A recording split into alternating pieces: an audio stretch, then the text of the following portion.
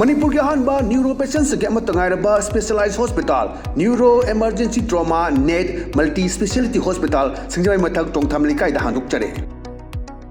hospital asna maruina BP stroke brain tumor lambi ki khudong thiba spinal disc prolapse spinal tumor amadi migraine chingba layengli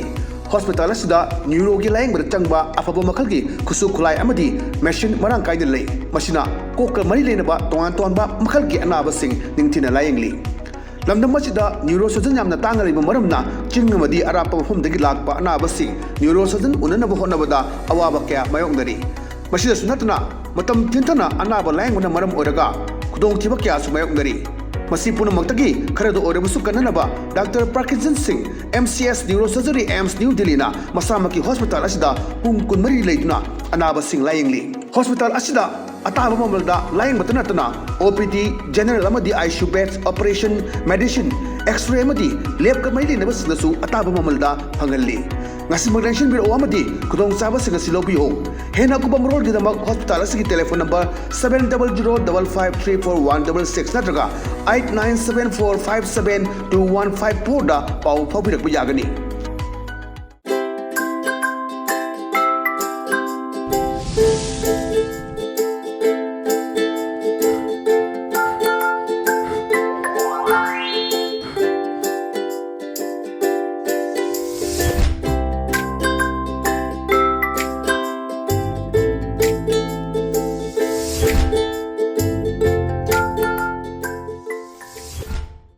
Kramjare ELITETV ki test of cartoon ki mahau meng ta video su ham taramuk suri maru ngasi infala funga pau se singi cartoon singda cartoonish na kari hani liba kari funong liba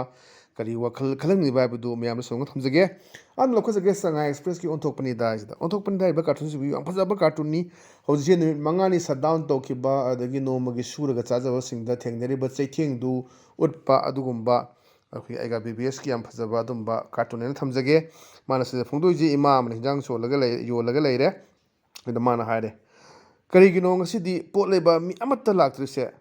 numit khudingi si yonbadagi fangjaba lupa chani chuhum duna chengwalaga marai bak thiraba mama sum basu laikhidraba issue ani du hingnaba hona jabani makhoi ani di yum daibu ngai du leram khini he isor angak pani ko nangi lila asena hawji numit mangani ngasi nimi humni sujale dum mayam sida thengnariba awaba aduga masa kaine bagi awaba tungan bas taide da khoi political ki oiba yausilakpa manma mami tarakpa khoi jesina shutdown tokibol leite harakpa machoi thuga aina balingen manadabagi mari lerakpa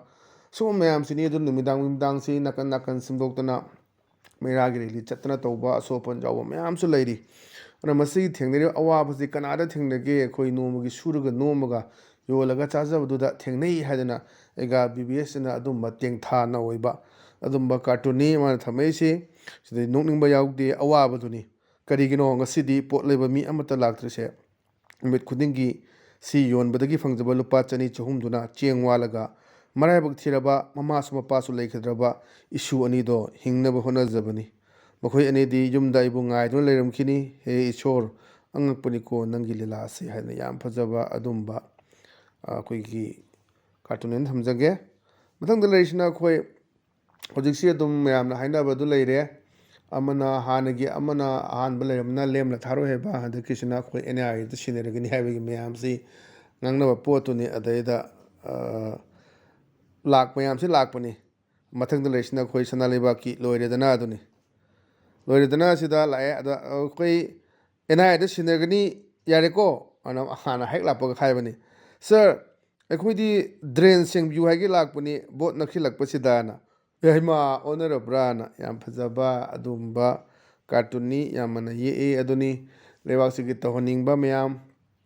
pujasina kari khalige kholige adugi adumba paujelam supiba yam phajaba cartoon thamjage patang leisina khoi pungna phomgi balu he aduni balu he sidang macana pase khoigi nungdang sida dum irang yauba chatpagi mong hangba ulakpani cartoon sina khoi sadanda sina ulakpani mana kai haigeda ngasina kadom duno asopon thogolaganu ko tarabra nangana khoigi lamdagi la akana nungdang si dum chatlaga meiragi rele se dum yauba chatpaduni adane mama sina haise ngasina kadom duno asopon thogolaganu ko tarabra nang hadana yam phaba adagi ngasi se moi 10 ga 8 phaba mayam Manipur police na phaba adugi पोचु लई अना सुंबसी अदुम जगह जगह दगी होई खोंजंग के चुमना जंगहनबा अदगी तोंगानबा खरा अदुम नुमिदांग the खरा चासलुरगा कनो तौरगा थोलकपा मयाम अमसु खु याउदब नते मसी थेंगनबा अदगी जगह जगह द मतेंग मफम द मतेंग पांगु चतपा हाइदारेको मैरागी अदैदा ngasiदा कदोमदनो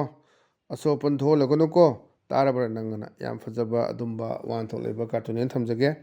पतंग लेरिसना कोई वेलन पाउगी अस लोइरे हेदुने लोइरेदना सिदा कोई कई हाइगेदा असै लाइक आईबी अमना लाइक पाबीदा पी लाकपने अहल मखदा एक्सपर्ट हाइतारेको स्कॉलर हाइतारे खरा हाइबा अखंग हाइबा रिव्यू तोबियू का हाइबगे दु मोंगनेना अइने इजब लाइनी पाबियू पाबुंगना अदा मचा ओइदोइरा पाबुंग खिलोइन कोंगनेबनिना मचा नुपी ओइने लवरिस गले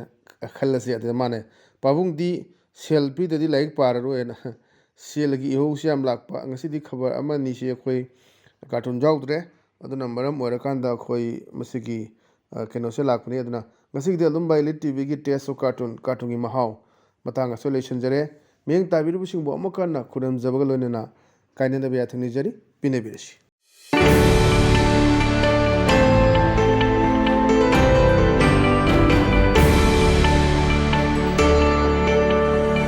Neuro patients get matangayaba specialized hospital, neuro emergency trauma net multi speciality hospital singjay mathak tongtham likai da handuk chare.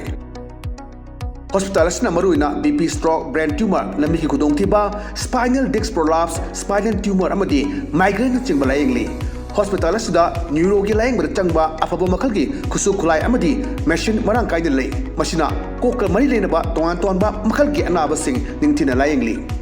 लमदम मचिदा न्यूरोसर्जन यामना तांगरिबा मरमना चिंगमदी अरापा मफमदगी लाकपा अनाबसि न्यूरोसर्जन उननबा होनबदा अवाबा क्या मायोंगदरी मसिदा सुनतना मतम थिंथना अनाबा लायंगना मरम ओरगा खुदोंथिबा क्या सु मायोंगदरी मसी पुनमक्तगी खरदो ओरबसु कननबा doctor Parkinson Singh MCS neurosurgery AIIMS New Delhi ना मसामकी हॉस्पिटल असिदा पुंग कुनमरी लेदुना अनाबा सिंह लायंगली हॉस्पिटल असिदा अताबा ममलदा लायंग मतनतना OPD जनरल अमदी ICU beds operation medicine x-ray अमदी लैब का मैली नबसनसु अताबा ममलदा फंगल्ली ngasi magdenshin biro amadi kudong saba singa silobi ho hena ku bamrol gi damak hospital asigi telephone number 7005534166 natraga 8974572154 da pau phabirak bi yagani